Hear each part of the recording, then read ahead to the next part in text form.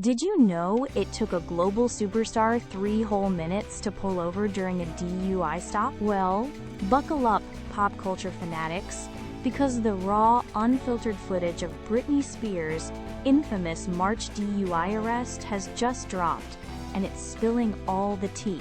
Thanks to an exclusive scoop from TMZ, we're getting a front-row seat to the drama, literally from the moment the police lights flashed.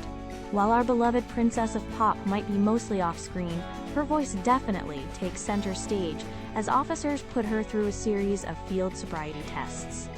You can hear every tense moment, from her blowing into a breathalyzer, all while fiercely insisting she's completely sober, to that truly unbelievable moment she argues, "Yes, I can drive home."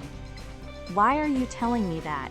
It's a shocking look behind the velvet rope, revealing the intense reality of a celebrity caught in a very public bind, culminating in the sound of the handcuffs clicking. This isn't just news. It's a dramatic saga playing out before our very eyes, confirming every whispered rumor about that fateful night.